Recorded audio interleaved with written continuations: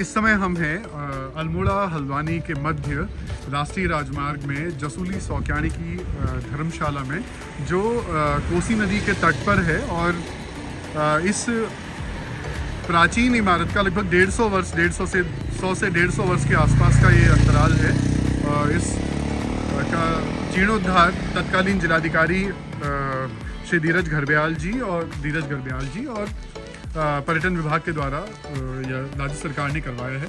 तो ये खूबसूरत परिसर आप देख रहे हैं इस समय अल्मोड़ा में खीना पानी इस ग्राम सभा का नाम है, राष्ट्रीय राजमार्ग से बिल्कुल लगी हुई है।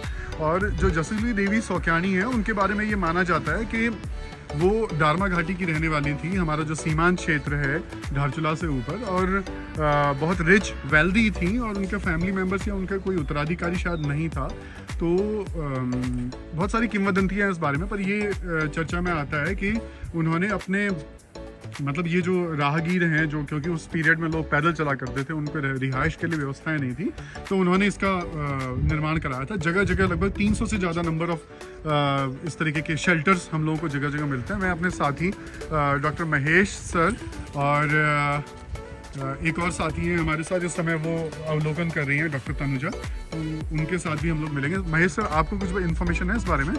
मुझे ये इन्फॉर्मेशन है सर, इस वाले जो हम भवाली से पहले आते हैं यहाँ पे गर्म पानी के पास में, यहाँ पे 9 कमरों का ये धर्मशाला है। और इनमें जो धर्मशाला का जो डायमीटर है वो 4x4 डायमीटर है। काफ़ी अच्छे इसका जीर्णोद्धार किया गया है। पत्थरों का जो आप देख सकते हैं, मिट्टी से भी आप थोड़ा पता कर सकते हैं कि ये थोड़ा रिसेंटली बने हैं। और हमारे यहाँ ये जो छज्जे में लगे थे, ये इनको पाथर कहा जाता है, लेकिन ये टाइल्स लगे। हमारे पहाड़ में इनको पाथर बोलते थे, कहीं कहीं पे पाथर भी लगाए हैं। ये बिल्कुल पत्थर को क्या किया जाता है, बहुत बड़े पत्थर को छोटे छोटे स्लाइस करके उनके बड़े बड़े पार्ट बना के इसमें लगा पाथर ना। पर यहाँ तो टाइल्स कुछ और यूज़ किया है इन्होंने, पर कुल मिलाकर विरासत को बचाने की कोशिश हुई है। ये बहुत बढ़िया बात है। ये धीरज घरब्याल जी के समय पे हुई। और एक और साथी हमारी मैम आ गई हैं, आपने देखा, क्या देखा? सर बहुत सुंदर है धर्मशाला। हाँ, इसमें टोटल 10 कमरे हैं। हाँ। ऐसा कहा जाता है कि जो रेमजे कमिश्नर थे, उन्होंने सजेशन दिया था कि धर्मशाला बनानी चाहिए। काफी सुंदर है। अच्छा, ब्रिटिश कमिश्नर जो कुमाऊं के होते थे ना, उनके सजेशन पे बनी हुई है। तो आइए बाकी सिरों को भी देखते हैं और क्या क्या है संक्षिप्त वीडियो में।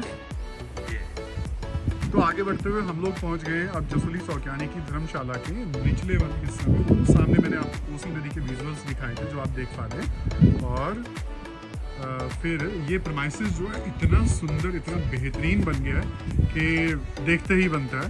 तो महेश सर मेरे साथ बने हुए हैं और शायद मैम अवलोकन वाले मोड में ही हैं। तो वाह, अभी इस पर काम भी चल रहा है सर, अभी कंप्लीट नहीं हुआ है सर। सही है। ये देखो इनकी नक्काशी कितनी बढ़िया बना है, बेहतरीन। ये तो हालांकि मॉडर्न आने वाले 10 साल 20 साल बाद ये बिल्कुल यूनिक लगेगा सर ना। यूनिक अभी भी, इनफैक्ट अभी भी यूनिक है। देखिए ना, मिट्टी की लिपाई शायद इसमें की हुई है, या जो भी किया होगा ना जिस समय लेंटर डालते समय। तो यहाँ से अंदर से यार, तो सर नाइट स्टे करेंगे। ऐसा भी हम लोगों के कुछ प्लान्स हैं कि हम लोग यहाँ पे अपने विद्यार्थियों के लिए इसे तैयार करें। अच्छा, ये मुझे लग रहा है कुछ स्टॉक का कोई सामान रखने के लिए शायद इन्होंने बना रखा है। ये सारे तो आर्टिफिशियल है, पर विरासत को बचाने की कोशिश हुई है, ये महत्वपूर्ण बात है।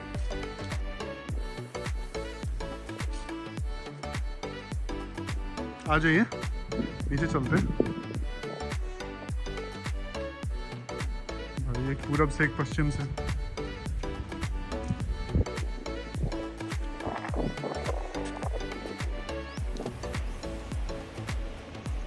इस समय हम लोग सबसे निचले जो पायदान है इस धर्मशाला का, उस वाले पायदान पर आ गए हैं। लगभग 4 स्टेप रोड से हम लोग नीचे उतर कर आए हैं और ये सबसे आखिरी सिरा है।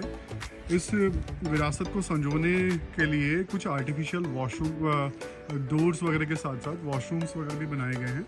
तो ये भी बहुत शानदार अनुभव है।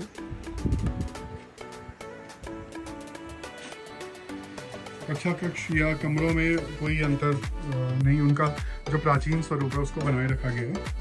वही लगभग कहीं कहीं पे 4x4 और कहीं कहीं पे शायद 5x5 के आसपास के ये कक्ष हैं। और हाँ, इनमें अगर कोई रिहाइश के लिए आए या उसी उद्देश्य से हो सकता है दरवाजे ज़रूर बना दिए गए हैं कि कभी आप रात को रुकें। इस तरीके का पर्यटन करने में जो लोग रुचि रखते हैं तो ये जगह है इसमें।